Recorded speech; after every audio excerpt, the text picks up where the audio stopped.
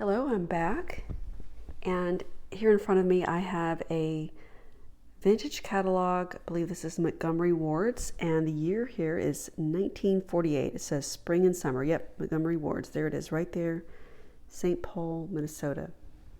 You know, when I was growing up, we did not have a Montgomery Ward's anywhere near where I live, but we did eventually get one in another town that was about 40 miles away from us. But it didn't last very long. It didn't stay there very long, maybe just a few years. And I know most of you know that Montgomery Ward's went out of business, and Sears has pretty much gone out of business. I don't know if it's completely out of business or it was just pretty much closed most of its stores. I think it's just out of business for good. And it's kind of sad to see those stores go because they were so popular for so long. But, you know, I guess it's just a changing times. You know, there's really not much we can do about it. Kmart went out of business, and J.C. Penney's is just managing to stay afloat. But you know, back in the day, a long time ago, decades ago, well, probably up until about the mid 1990s or so, people didn't have computers. Certainly didn't have home computers. They didn't have the internet, and this is the way that a lot of people shopped, especially if you lived in a small town. You know, in a rural area, you know, there weren't any shopping malls, there weren't too many stores, if any, and you didn't really have a lot of variety. And so a lot of people would order things by mail order catalogs. And the big department stores like J.C. Penney's and Montgomery Ward's and Sears, they would send these catalogs out to their customers. And this is the way that you would shop. It's kind of like surfing the internet. You know, you would just sit and go through these catalogs for, I don't know, maybe an hour or more. You know, it would take a long time to go through this entire catalog.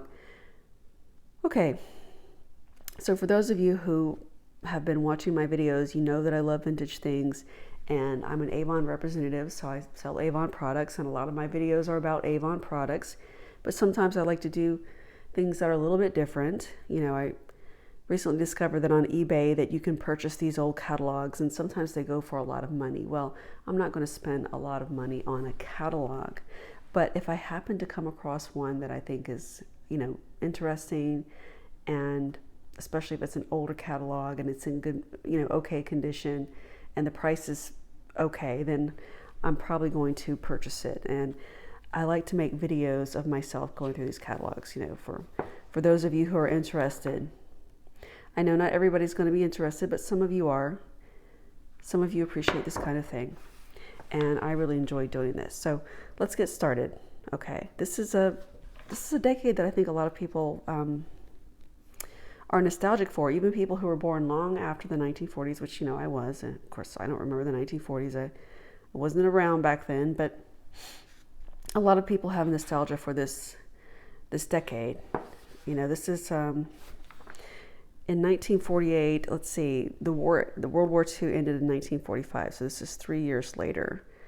And our country began to, things began to pick up for our country. You know, we had just been through a Great Depression in the 1930s, and then, you know, we entered a world war, the Second World War, in the early 1940s. It lasted about, 5 years? Well, for the United States. When did we officially enter the war? I think in 1941, I think it was like 1941, maybe 1940. I believe it was 1941, December. Okay, so it was about 4 years that we were involved in that war, and of course a lot of our men had to go overseas to fight, and the women were left at home to hold down the fort, along with, you know, men who were boys who were either too young to enlist or older men who were too old to serve. Okay, so let's get started.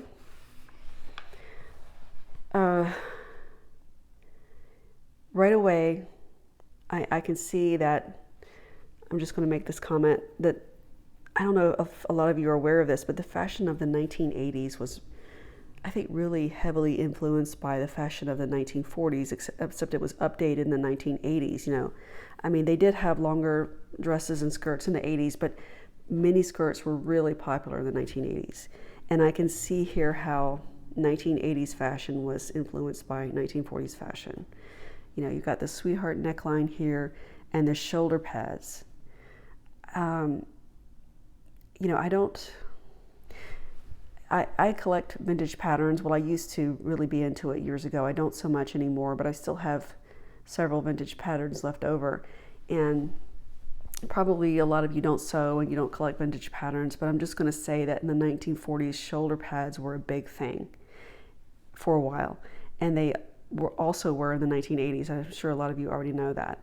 You know, it was hard to buy anything in the 1980s, about the mid 80s to the late 80s, with everything had shoulder pads in it. And it was kind of annoying, I guess, for a lot of people, because some people didn't want that. But in the 1940s, it became a thing.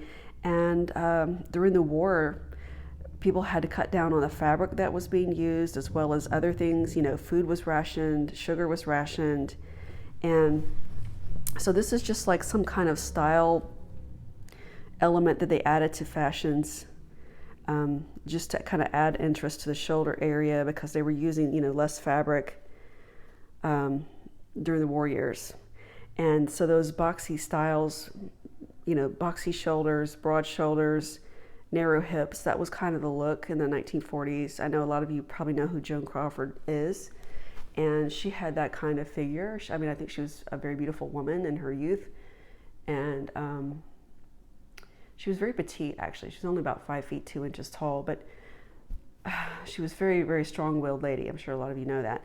And she just had that kind of figure that became popular for a while. You know, she had an athletic figure. She had kind of broad shoulders and narrow hips. So this was a look in the 1940s. And a lot of women don't have broad shoulders. So shoulder pads were added to the dresses.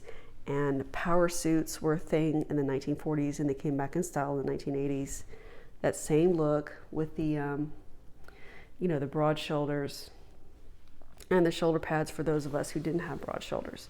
Okay, let me just move on here. So, you know, a lot of this I'm not going to bother to read to you, and the print is actually very small. So what does this say? Dark ground prints.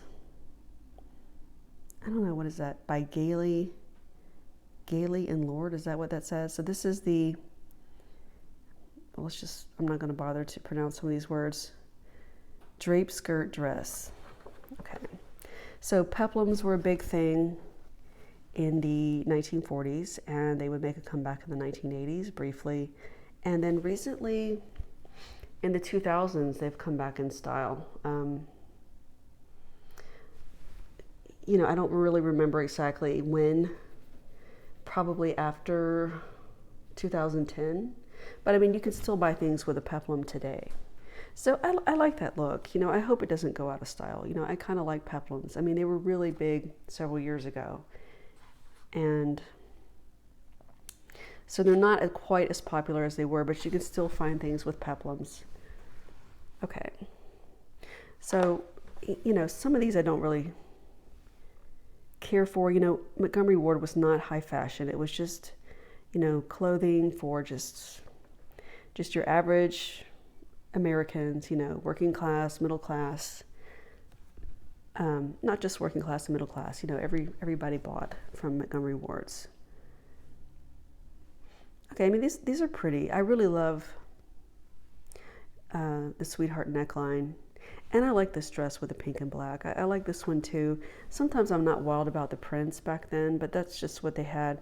I guess this is supposed to be a bouquet on her dress. If you look closer, that's a bouquet. All right, and of course, you know, these are the hairstyles that were popular back then. You know, I'm not an expert on fashion, but, you know, I do know some things about fashions. Okay. Exquisite designs in rayon crepes. You know, I know that rayon was a popular fabric choice in the 1940s and in the 1980s as well. So these kinds of styles worked well with rayon fabric. And of course, rayon is a good alternative to silk, you know, which is, I'm sure, very expensive. I've never, you know, made anything in silk, but I know that silk fabric is expensive. Okay, I'll have to record these videos in little shorter segments because I'm using my phone. I can't make really long videos. So, okay, let's just get back to what we were doing. Yeah, I like these looks. This one's a little bit matronly. It's a little bit more modest probably for middle-aged women, older women. I mean, anybody could wear that. These are a little bit more youthful. And here we have some beautiful dresses in this bright yellow, sunny looking color. And there's the peplum on the dress. It's belted. I'm guessing that I don't know if that one has shoulder pads or not. There's a peplum.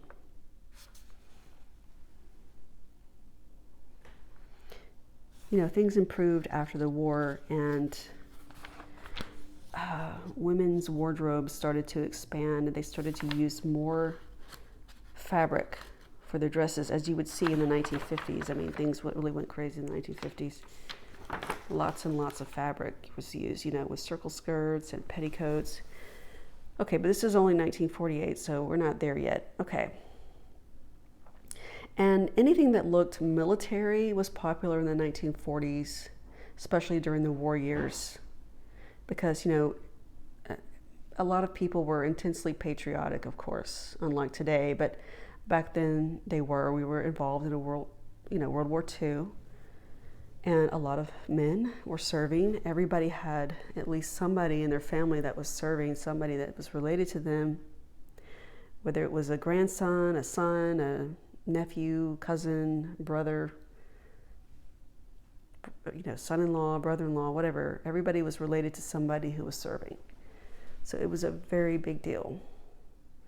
So a lot of people wanted to show their patriotism, and like I said, the military look was very in vogue at the time. I'm not saying that these are military looking, but I mean, they were suits. They almost have that kind of appearance. I mean, this is pink. This is a pastel color. And they're using color photography to show this off. And I'm guessing that these are darker colors over here because they're using black and white, and maybe the color is not as important. Here's a peplum dress, sweetheart neckline. There wasn't quite as much variety back then as there is now, of course, as you can see. And these are the kind of shoes that they wore. Sensible shoes with a heel, I guess. Shoes that were comfortable. All right, the pages kind of get stuck together. All right, so I guess they're using black and white photography just because it was just cheaper, maybe more economical.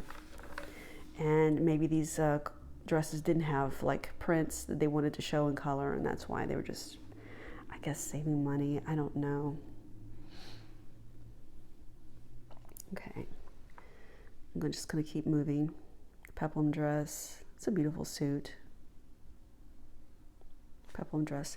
So, as I already mentioned, I collected vintage sewing patterns for a while, and I've seen all of these styles in the older patterns and peplum dresses, suits like this. I mean, this would be hard to make, in my opinion, something like that. But I mean, I've seen patterns like that.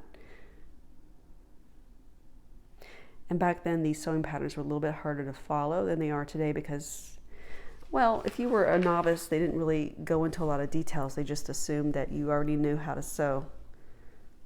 Most women probably learned how to sew from their mothers or grandmothers. It was just something that was passed down. And a lot of people family members that I knew from my childhood that remember these times, I mean, most of them have passed on. So they did tell me that, people sewed out of necessity, and, homemade clothes, in their opinion, just didn't compare to store-bought clothes. That was the way of thinking back then. That store-bought clothing was superior to handmade clothing. Of course, now that's probably, flip-flopped. Now it's the other, that people are thinking differently now, that because sewing is such an inexpensive hobby these days, it's very expensive to buy fabric and all the things you need to make dresses. The sewing patterns are really expensive. unless you can happen to find them on sale. So it's actually an expensive hobby, and you can go to, Walmart or Old Navy or, Nordstrom Rack or, I don't know, Saks off Fifth Avenue. I mean, you can find dresses for less money. For adult women, you need obviously a lot of fabric to make some styles. So I'm just saying it's expensive. It can get to be very expensive. But not back then. It was, people would sew their own clothing to save money. Now it's different. Okay. So these are in plaid. This was a style that was kind of popular in the 1980s. They would have these, I don't know how to describe that. I mean, the buttons were not down the center of the dress. They were off to the side here. That would make a comeback in the 80s. Let me just move on. Another peplum dress, a suit. You see how there's a lot of the same thing. I mean, slightly different styles, different patterns, but they're more or less the same, so not as much variety. And this is a plaid peplum dress, and this is a gingham dress. This is a more casual, obviously. This is a little bit more dressy, for dressier occasions, like if you're going to church. Church women, people got dressed up to go to church. That's where the expression Sunday best comes from. Or, if you're going out to dinner or out on a date, that's the kind of thing that you would wear. Social functions, okay. So these are more casual dresses. That's a pretty style.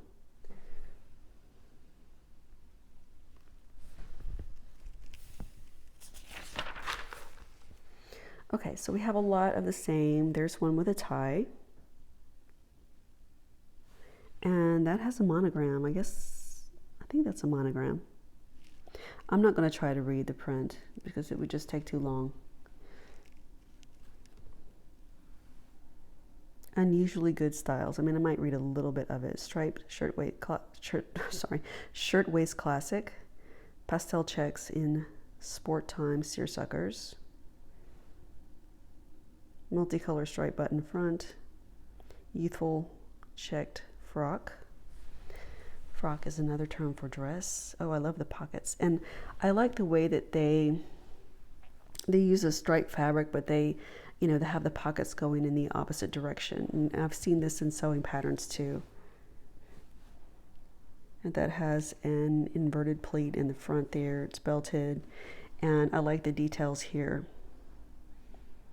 The way that this is made. It buttons up there. That's cute. And I like that dress too. These would not be, some of these would not be that easy to sew.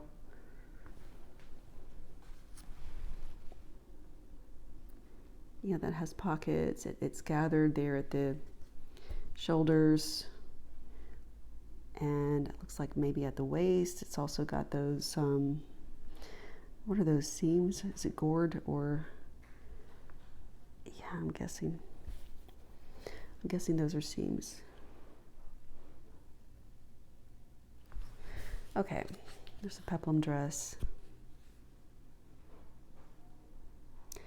That looks kind of like 1980s style. Just with, with a 1980s twist to it.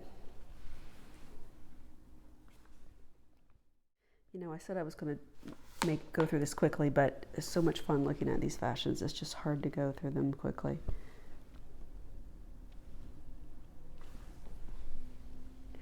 The longer you go back, it's harder to find cheap catalogs. The older they are, if they're in good condition, then they go for a lot of money usually. But I was able to get this one at a pretty good price, in my opinion. I think it's worth it to have at least one. I mean, this is a little piece of history here.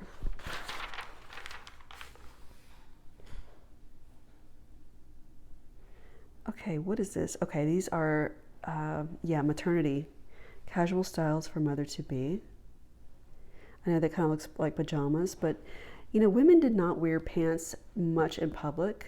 back in the 1940s. I mean, they did during the war years, because they worked in factories and because that was just more, I mean, it just made sense to wear comfortable shoes and to wear pants. But after the war ended, they went back to, a more feminine look. And I'm not saying there's anything wrong with wearing pants. I'm just saying that was the way that it was. And I've heard before that, for pregnant women during the last trimester, they kind of stayed indoors more because, the idea was to kind of hide the belly back then. Unlike today, where some women do. I mean, wear very form-fitted, like knitted tops and dresses that really show their bellies off.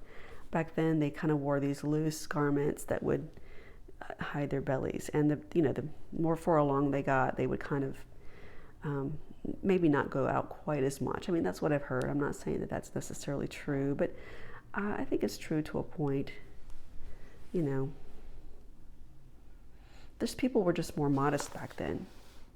When you were in your early stages of pregnancy, you could hide the belly more. So these are maternity dresses. I wouldn't have known that right away. So I guess these are like for the earlier trimesters, and this is for later, probably. I mean, of course, you can wear it anytime, but you know what I mean. Okay, and these are junior youthful fashions. It's pretty. And here they're showing these dresses in color. They're in pink, so they're supposed to be a little bit more youthful.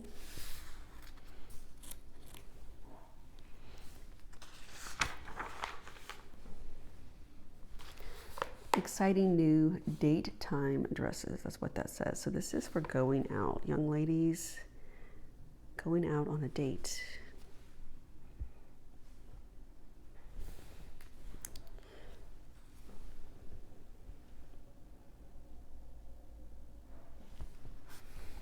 Okay.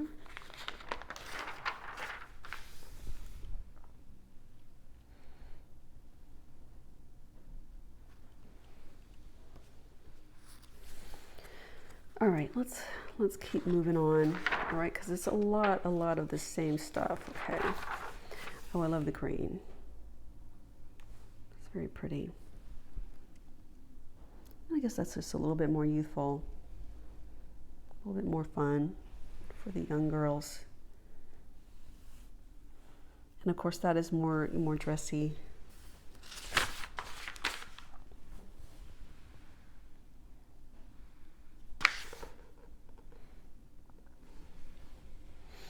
All right, let's see if I can skip a few pages so we can get through this more quickly.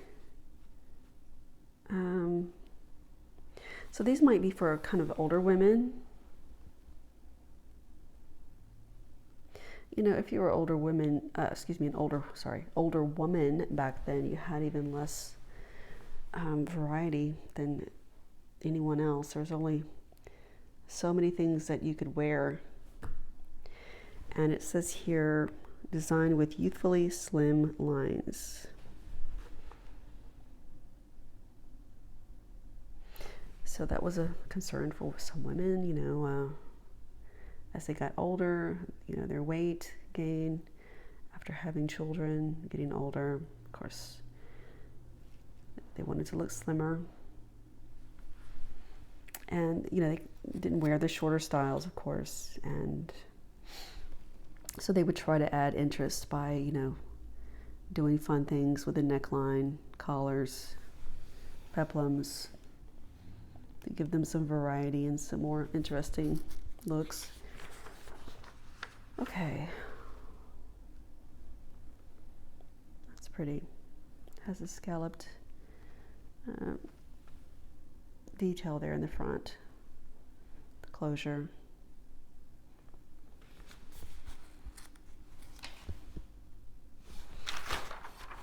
Oops, I just ripped a page. Didn't mean to do that.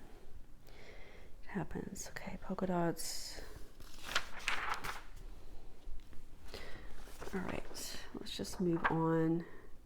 So here we have, bathing suits. Now that's interesting. Let's hang on just a minute. Oh, I like these. These are housewife styles, which I actually like. Oh, they still made these in 1948. I know that they had these kind of cutesy housewife styles in the early 40s, and the aprons.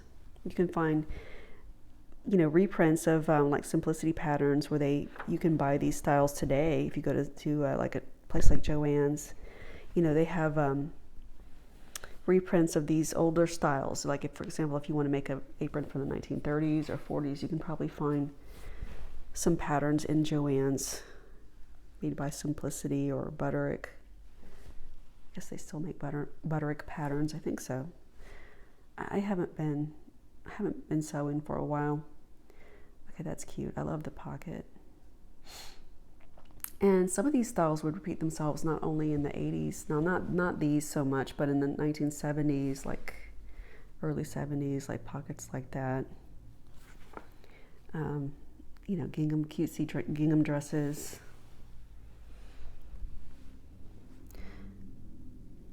This kind of reminds me of Joan Crawford a little bit.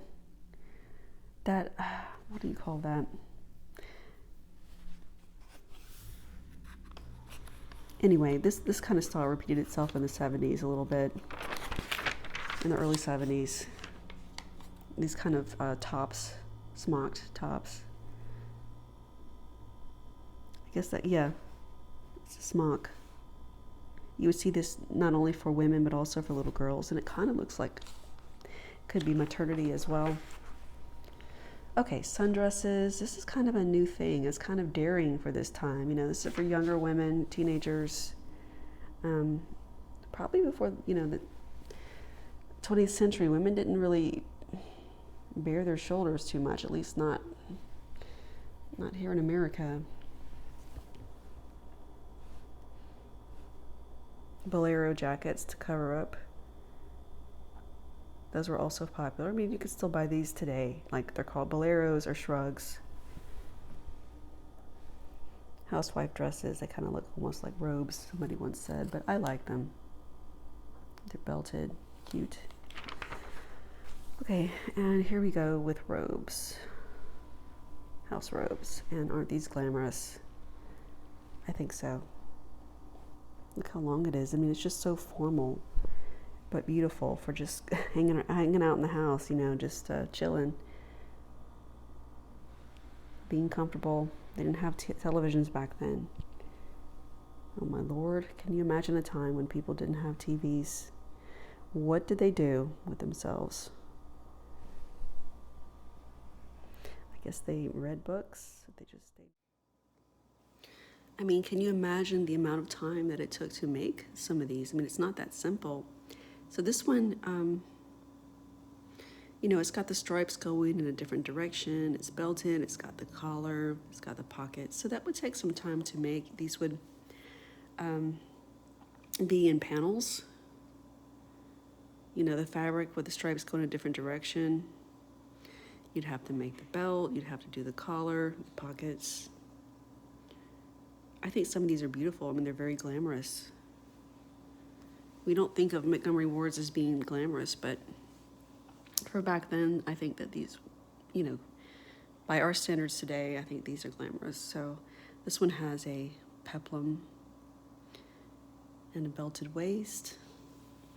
This one's got the eyelet trim around the shoulders and on the pocket. This one has an applique. I mean, I'm not really crazy about this one, but it's a seersucker, which is a nice fabric for warmer weather or warmer climates.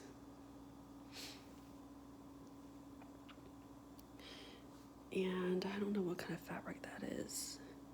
I mean, I'm not going to waste my time reading this and speculating. I've already spent a good bit of time, and I'm not even halfway through the catalog. And I don't mind spending time going through these. I just don't want to bore you guys with too much information. This kind of look was popular with the scarf tied around the head like that. And that's pretty. I mean, look at the collar. And the detail, the ruffles here. I mean, this would not be that easy to sew. It would take a little bit of time. A lot of the robes that we see today in department stores and that you can order online, I mean, they're just very simple styles, most of them. They don't have this much detail. it would be too expensive to produce, and it would take a lot of time if you were to try to sew this at home. And I'm not sure that it would be, I don't know. I mean, if you want to spend a lot of time, if you are that much in love with these styles, then sure, I guess it would be worth it. But just not, some people just don't have the time. And this is something that's not for it's not for beginners. I mean, you've got to have some knowledge about sewing to be able to sew these styles. I mean, you can find patterns like this on eBay sometimes. I mean, a lot of them they've been bought up by collectors over the years because they've been really popular for years.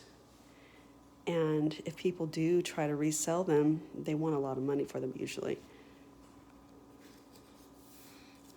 I don't know why, but there was a craze about a decade ago where, these old sewing patterns are really highly collectible. I'm not sure how that craze got started, but it was a popular thing for a while. Okay, so these are tops. I'm not going to spend a lot of time here. Looks like that one is gathered at the neckline. This one has a tie at the neckline. Yeah, that's gathered. That's just a bias strip sewn around the neckline there, and it's gathered into the neckline. I like those sleeves, the cuffs, and it's gathered at the shoulders. Okay, and this one has contrasting stripes, stripes at the yoke going one way, and then on the body and the sleeves going in an opposite direction. I mean, the stripes here are horizontal, these are vertical.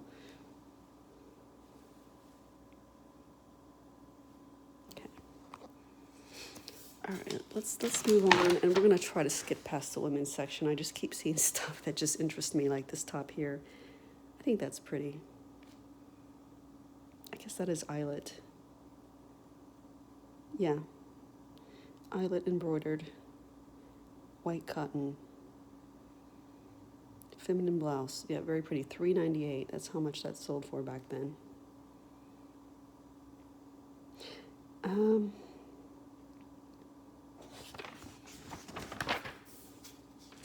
Let's move on to the kids' stuff in just a minute here. Skirts. Okay, we're not going to spend some time on skirts. Look at that one. I'm not really crazy about that one, but okay, whatever. I mean, it was the style back then. There's a striped. This one is interesting. This is a draped skirt. Okay, lots of stuff for women. A little bit too much. Sorry, guys. Okay, yes, so this is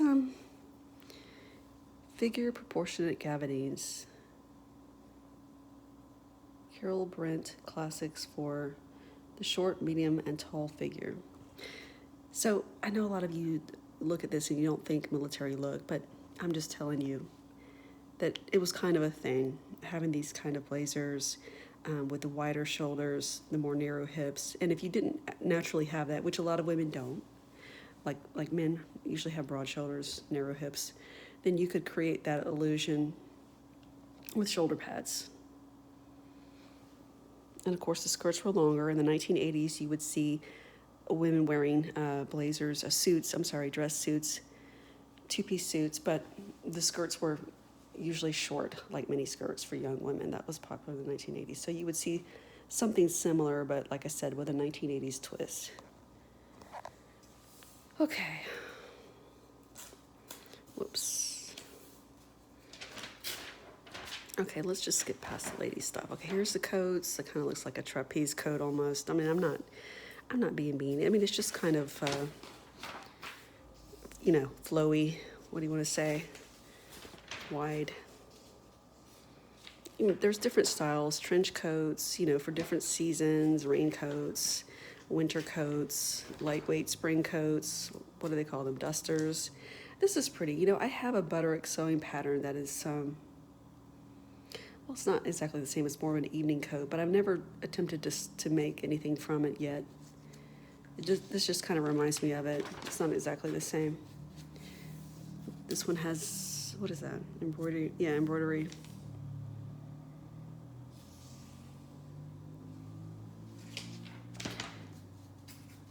If you lived in the South, coats are not really a big thing. You don't get a lot of use out of coats except during the winter months, maybe in the fall, depending on where you are in the South. If you live in the deep South, like Southeast Georgia, or you live in Florida, then you really don't need coats that much. But in some parts of the United States, you definitely need coats, and also, just coats for different seasons. Like spring, you need a lightweight coat. Winter, you need a heavier coat. So, as a woman who lives in the South, I would not get a lot of use out of coats. That's all I'm saying. Oh, hats were a big thing. A lot of women, I think probably all women, wore hats to church.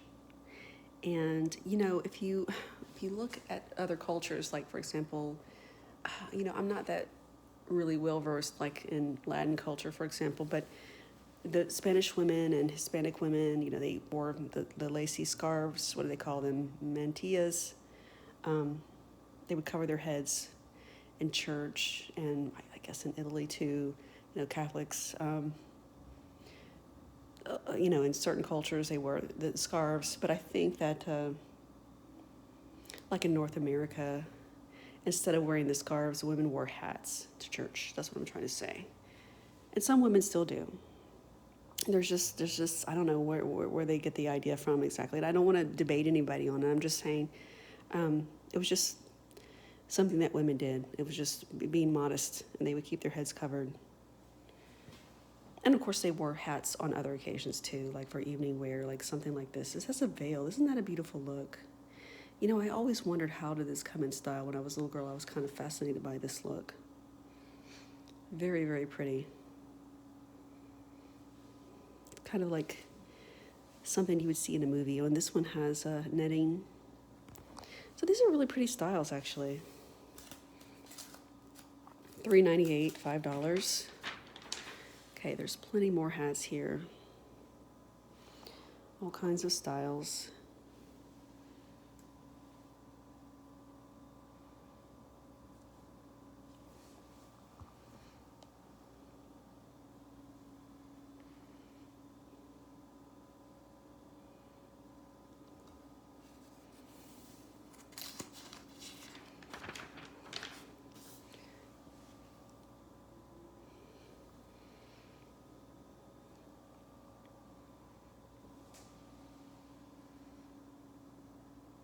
Pretty.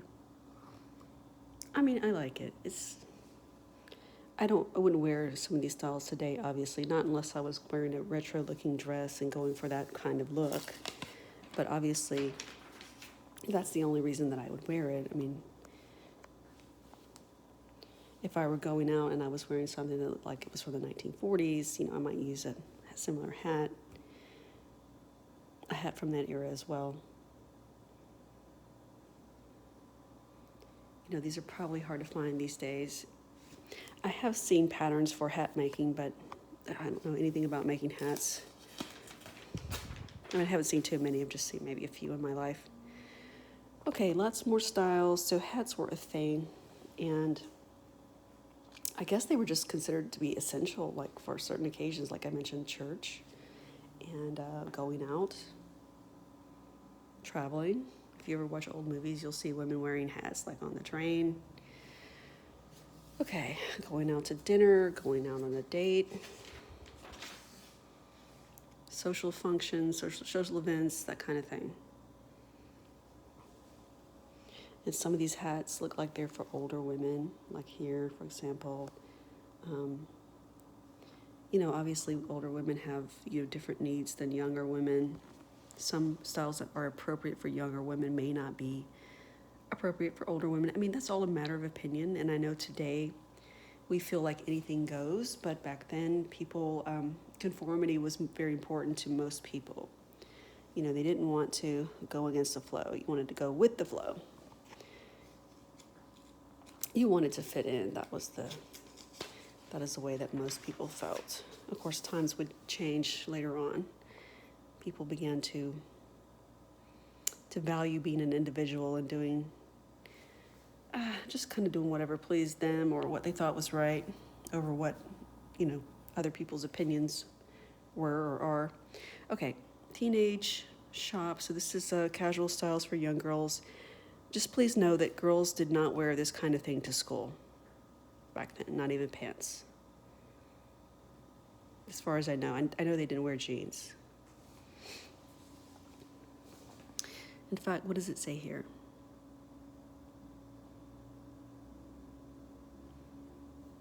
I don't really know, but I just know that dungarees, as they call them, or blue jeans, were just really, really casual. And they were not worn to school, just for every, not even really every day, just if you're going out to the park, to the lake or something, you're having an outing, a picnic, that kind of thing. Summer use, summer camp. That's when you would wear them. I don't know if they had camp for girls back then, but you know what I mean. Just really, really casual events. Okay, I am going over my time limit. Okay, women started wearing shorts in the 1940s. And here's some shorts for young girls. The waist usually did tend to be high. But one thing that you would see is midriff bearing tops in the 1940s. And these would make a comeback in the 80s, like especially like the late 80s, maybe the mid 80s, early 90s. You would see midriff bearing tops. Okay, and these are styles for young girls, which kind of like the styles for adult women better than these. These are a little bit too frumpy. This looks like something you would see in the 70s. If you guys have seen any of my other videos that I've made where I'm going through catalogs, this kind of look, but it would be like a mini version of this with this kind of belt at the waist. So now you know where some of the ideas for 1970s fashions come from. It was not just one decade, but just, you know, different times. You'd see some 1940s influence, maybe 1930s. Okay, these look like they're for school. This is the kind of stuff that girls would wear to school every day. They would not wear jeans.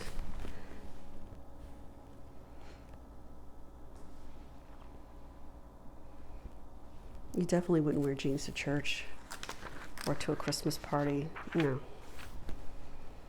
People dressed more formally back then. I do like the skirt. And you would see this kind of thing in the 1970s as well, with that kind of pocket. In fact, I remember seeing a Betsy Johnson pattern from the 1970s. Betsy Johnson is a designer. I'm sure a lot of you know about her. And she's a designer going back to the 1970s. And I remember seeing a pinafore for women, like a full-length pinafore, that a maxi dress that had pockets like those. So now I know where the idea comes from. A tiered skirt. It's not that different than what we have today. Peasant blouses, those were popular for young women, young girls. And you would see this kind of look in the 1980s, something similar to that. Peplum tops. Even in the 1970s, like the late 70s, I think, I've seen sewing patterns that had peplum tops. I know that ties, neckties for women, became like a thing in the early 80s. Okay, shapewear. I'm not going to spend a lot of time here. You know what these are, I guess. Girdles. You know, panties were just more conservative. They didn't have thongs back then, or bikini panties. They had panties that had a lot of coverage. Shoes. I'm not going to spend much time on these. Mary Janes, loafers, sandals. Open-toed sandals were popular. Open-toed pumps, slingbacks. Okay, more suits. These are for young girls. It says ages 10 to 16. So 10-year-olds wore this kind of stuff. And there's a beautiful coat for young girls. I mean, they almost look like grown-up styles. I mean, they do really look like grown-up styles. There's not a lot of difference. You know, these boxy jackets, that kind of hat I've seen before, 1940s look. Yeah.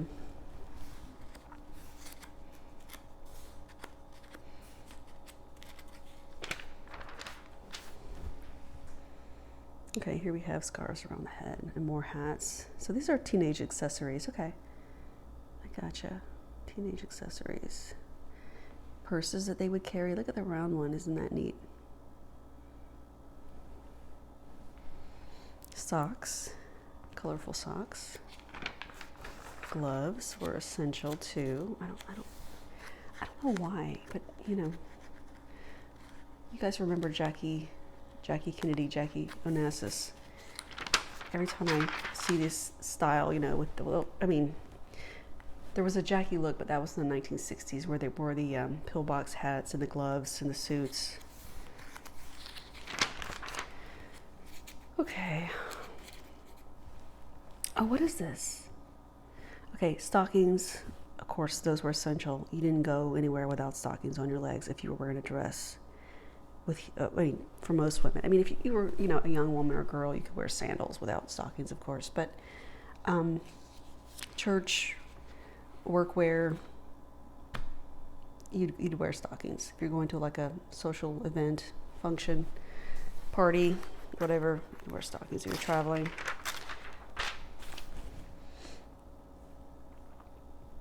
More scarves. Okay, belts, accessories, handkerchiefs. Those are essential things that people would carry around. More purses. I'm not going to spend time on this just because I don't want to take too long. I don't want to bore you guys. Shoes, aren't those cute? There's some shoes with the bow.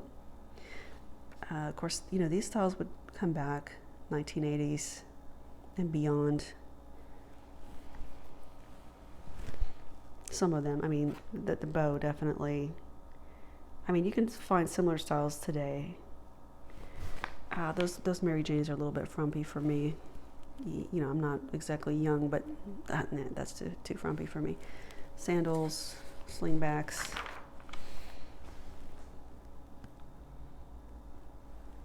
High heels were popular for women. If you could walk in them, you were young enough. Of course, some of these styles are more matronly, like those with the lower heels. All right. Oh yeah, matronly for sure. Okay. All right, let's just move on. Oh my gosh, girdles.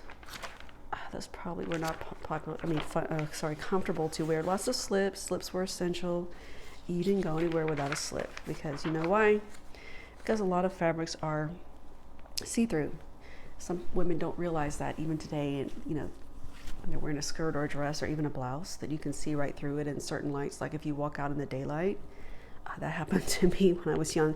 I mean, my mom brought me up to wear a slip, like a half slip or a full slip, depending on what I was wearing, a camisole.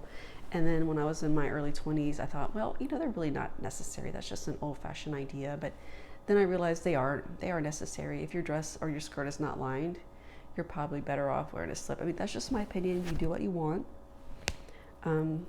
You don't want I don't want everybody seeing through my skirt or my dress or my blouse. So I do use them occasionally. But a lot of things today are lined, skirts and dresses, not all of them. Usually the better brands, the higher quality brands, the better department stores, they will sell higher quality dresses and skirts that are lined. And you don't necessarily need to worry about a slip. But just slips were just, you know, some women even wear slips with dresses that are lined. I mean, it's just an extra layer, and you know, they just want to be that modest. So they had different styles, of course, pretty styles. And you know, slips are kind of sexy. What is that movie? Cat on a Hot Tin Roof. I think if I remember correctly, Elizabeth Taylor, you could see her walking around in her slip in the movie. So I don't think that they should phase out slips. I like slips. So I guess these are nightgowns. Yeah, rayon gowns. Pretty styles. They're also sexy. Sorry for using that word. Don't mean to offend anyone, but I mean, they just are. Okay, underwear. Look at the underwear. Bloomers. Oh my gosh. I guess those are for older women. I guess these would be like more daring back in the day, you know? These other styles. So that's the kind of underwear that they wore.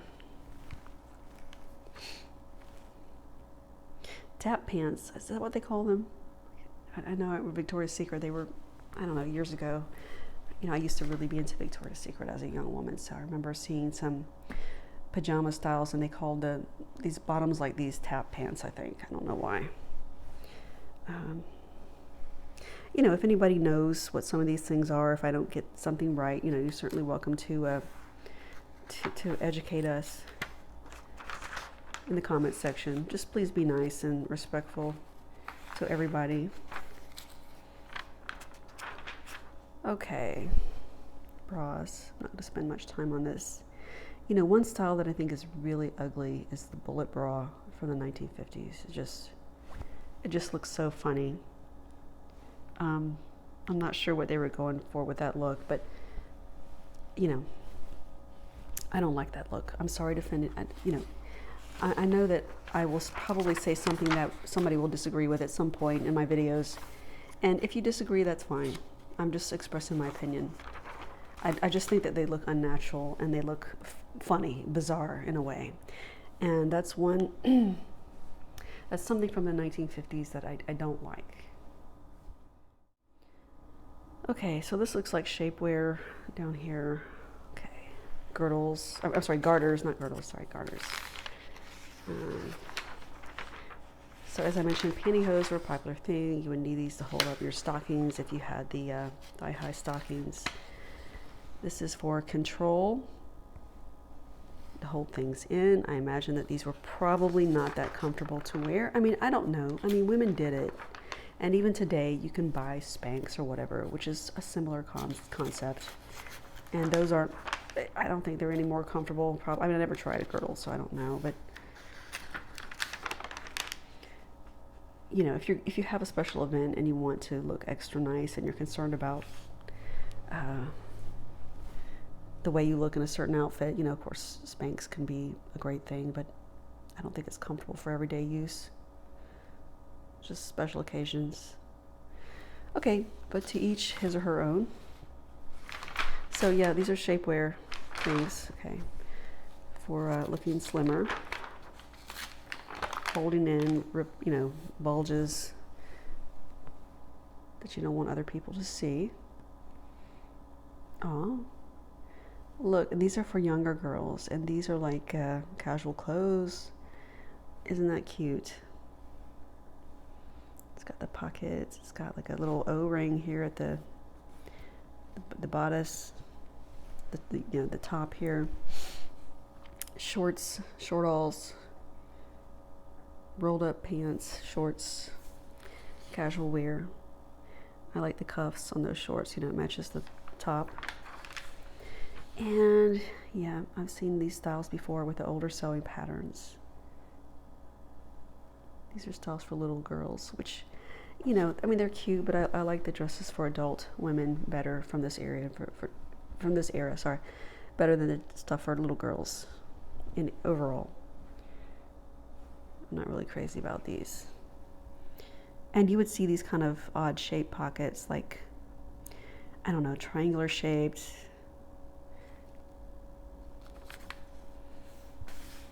There we have the stripes going in different directions. You know, this is cut on the bias, so the stripes look like they're diagonal. And on the skirt, they are vertical, pockets horizontal. They've got the ruffles sewn around the pockets. So I do like that. And they had peplums for little girls too. I don't know if that's really a peplum, but the yoke is embroidered. All right, and asymmetrical. You would see this in the 80s, like repeat itself in the early 80s, this kind of asymmetrical look. But, you know, it would have like buttons going across, kind of like that. Have you ever seen those old 1980s rock videos? I don't know, just observe next time. If you watch any, you'll see what I mean. Okay, this one is laced up at the bodice. This one is decorated with rickrack. Okay. So here we have more coats. These are for little girls. Let's move on to toddlers, okay? Because it's really just a repeat of what we've seen for women. A lot of the same styles. Even little girls wore hats back then. They're not wearing them in these pictures, but they did. And a lot of the same hairstyles. Like I said, not nearly as much variety as what we have today. Okay, the pages are getting stuck together.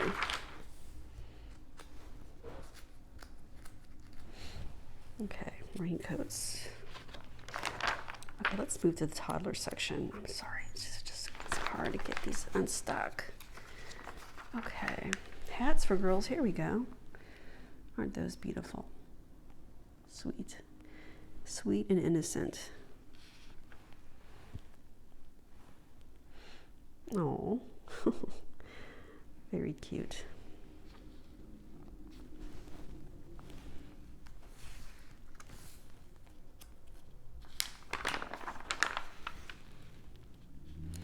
I have a feeling I'm skipping over the cute stuff that I wanted to. I mean, all of this is cute, but I'm just saying something that caught my eye and now I can't find it because the pages are stuck together. So this almost has like a Western look. That's for little boys. That's a little girl's outfit, casual stuff. Oh yeah, the circle skirt would begin to become a thing like in the 1940s, late 1940s. I know that people think of it as being a 1950s style, but it would become actually a fad in the 1940s, late 40s. You know, after the war, you know, the rations were lifted and people began using more fabric than they had during the war years. So with a circle skirt, it does require a lot of fabric. So that's why I'm saying it's a 1950s thing, but it started, actually, the trend began in the late 40s. Oh, come on, where is it? All right, we'll just forget about it. We don't have much time. So, oh, you know, I usually don't spend a lot of time on the boys and the men's fashions. So here's some stuff for little boys. Isn't that cute? So little boys wore short pants back then. Why is that? In some cultures, like I remember watching a movie years ago. If you guys remember that movie, Milena, I think that's how you say it. It's a movie about a woman in Italy during the war, World War II. And I remember there's a boy who has a crush on her. And the older boys are making fun of him because he has to wear short pants. Because that's what little boys did. I guess in some cultures, maybe that's, I don't know. If anybody knows, you're welcome to comment on it.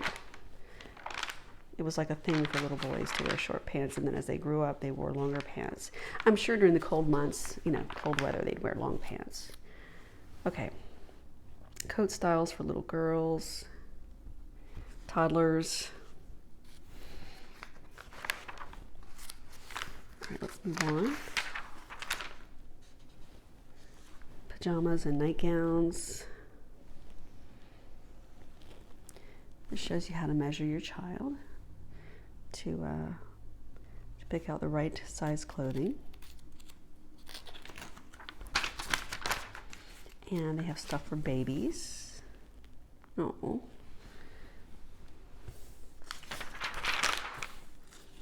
What are these, diapers? Yeah, cloth diapers. Curity diapers, chicks, gauze diapers, Chucks, disposable diapers, okay. Refill pads, diaper bags. What are those, training undies? Maybe, I don't know, I'm not going to spend time on it. Baby blankets, oh. Yeah, baby blankets. Little 90s gowns for little babies. Mattresses, baby shoes. Yeah, for a long time, I mean, like for a few decades, little babies would wear those kinds of shoes. Even in the, I don't know, 70s, 80s, maybe 90s, they'd wear those kind of white shoes. I'm not sure about the 90s. And before that, 50s, 60s, 40s. I guess those were early walkers. Cribs. That's like kind of like what we have today, like a toddler bed. You know, so how some cribs convert to a day bed for toddlers so they can get in and out easily, but it still has the rails to help keep them from falling out.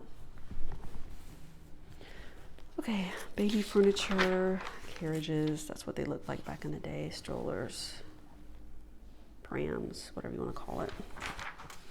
bassinets, high chairs. All right, we're gonna move past the baby stuff. Is this for toilet seats? Yeah, potties for little kids. Wagons. Every child needs a wagon, right? Toy trucks for little boys. Anybody who wants to play with them, really. I'm not saying it's just for little boys. Cash register, so you can pretend to ring up people's stuff when, work in a store. All right, baby swings. Okay, let's move on. All right, I'm not going to spend much time on the men's stuff, really. I'm sorry to say this, I love men, but they didn't have so many styles of clothing. I mean, they're just...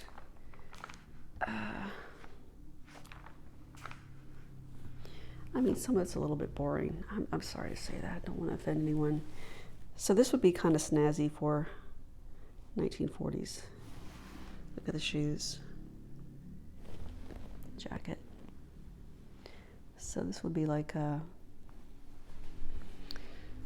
somebody who wants to dress sharply, I guess.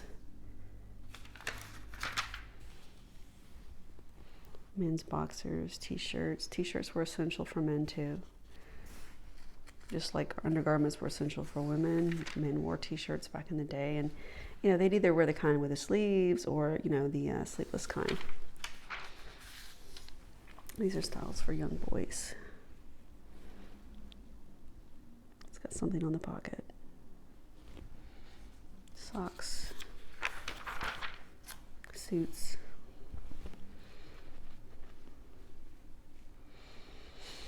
All right, I'm trying to go through this faster now because I know I have spent a lot of time here. Casual wear. I want to be fair, okay? I don't want to not go over the men's and boys' things, not at all. That wouldn't be nice. I just don't think men are as interested in this kind of thing, so that's why I don't spend a lot of time. In general, I'm not saying all men, but a lot of them are not. In fact, you can bet that their mothers and their wives did the shopping for them back then. They didn't probably pick out their stuff too much. Some of them did. So these are cute. These are for little boys. I like that look. The pants were higher waisted back then. They came up to the belly button. They were not low waisted. Suits for little boys. For church, weddings, special occasions, You know what I mean, not just church, but a lot of people went to church back then. Okay. Don't want to offend anyone who doesn't go to church, but hopefully you understand what I mean. Shoes for little girls. And I guess these are boy styles as well. All right, let's just keep moving. Wedding rings for the bride and groom. Yeah. Okay, we'll spend time on that. Luggage, belts, sweaters.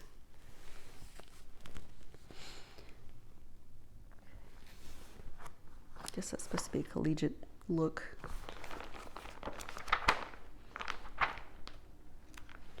Dress forms for sewing, zippers. So these are all sewing notions. Seam binding. Fabric, so they sold fabric back then. Tablecloths. Watches, pocket watches. Those are all kind of essential things that people needed and wanted. They were great gifts for people. Something that was always useful. Sometimes, they would break or people would lose them, and everybody could use a watch or, a pocket watch, a wristwatch, or pocket watch. So these are the styles of dishes that they had back then. I like the one. I like these. I like the ones with the strawberries. They're all beautiful, actually. Cherries. I wonder if you could find any of these today. If there's any remaining stuff like this on eBay, for example, or in antique shops, consignment stores. They would probably go for a lot of money, I'm sure. And you probably wouldn't be able to find a complete set. That would be hard to do. It's pretty.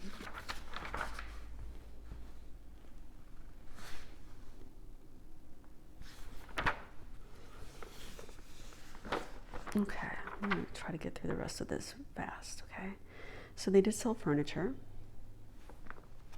I don't know how the quality was. I just imagine it would be something like, I don't know. Sears is not around anymore. Sears used to sell furniture too, so something along those lines. I mean, it's not the cheapest. It's not the highest quality. It's just kind of mid-range. That's how I would describe it. You know, it probably didn't last forever. Stuff for the kitchen.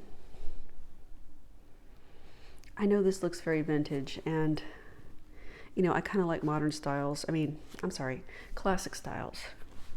But you know, I do like this retro look as well. You know, if you have space in your house where you can have like a more formal dining room and a more casual look in your kitchen, I think that's great. You know, because I like these vintage styles.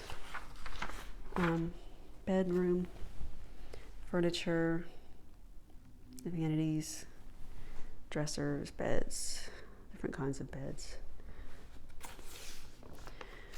All right, I'm getting to the end. Oh, these are like roll-away beds. Cots and day beds. So if you had guests, yeah, fold away, roll away. You could store those, and if you had someone staying over, I guess that's a sofa bed, you can roll them out and accommodate extra people in your house if you had space to store those things. I mean, they're great. I just don't like storing. I don't like having a lot of stuff. I already have enough stuff in my house. You know, I don't like extra stuff. One of those radios, headphones. There's a little record player. Radios. That's how they look back then. They did not yet have TVs. So this is kind of modern for the time, I guess. There's a stove and an oven.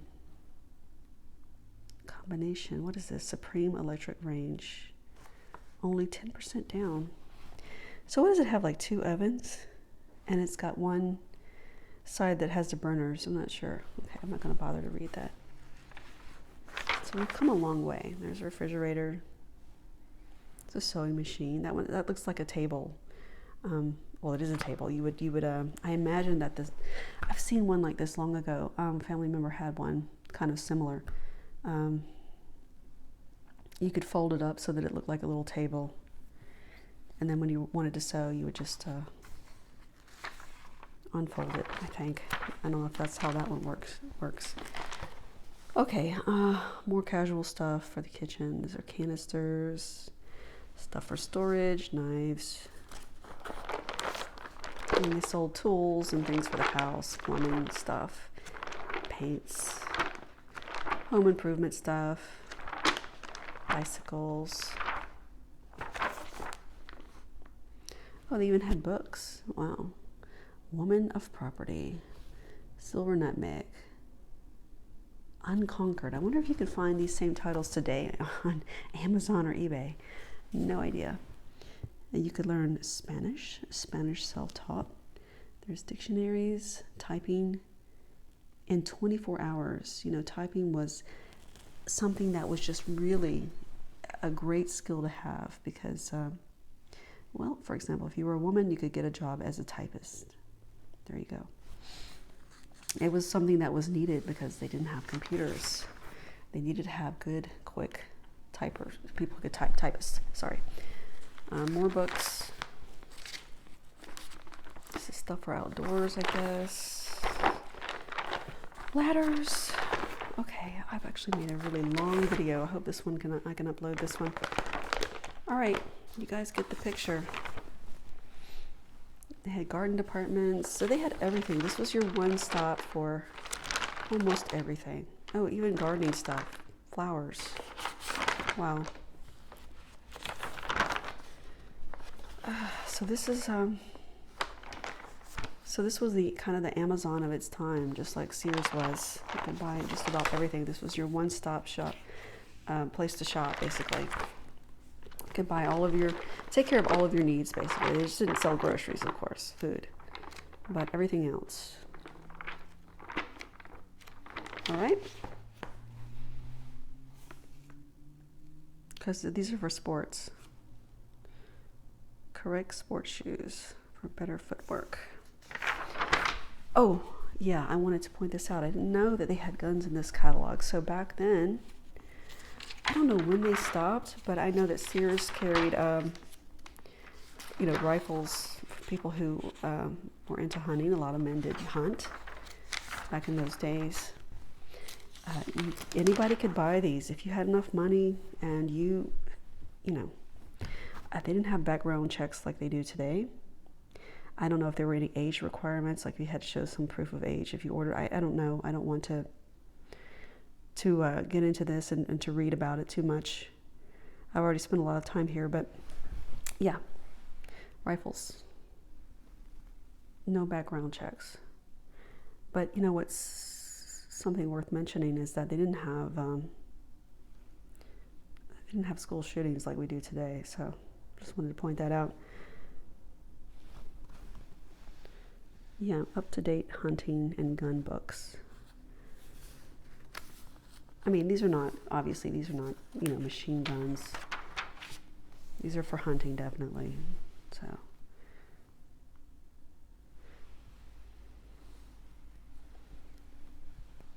let's see, these are rifles. So let's see if they had any other type of weapons, like pistols. Nope, just hunting rifles.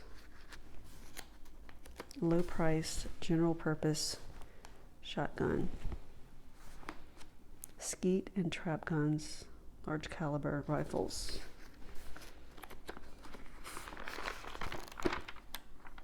I think that's about it. Can't turn the page. Yep, glasses, hunting accessories. So yeah, this was strictly for hunting. There's knives. I guess this is ammo.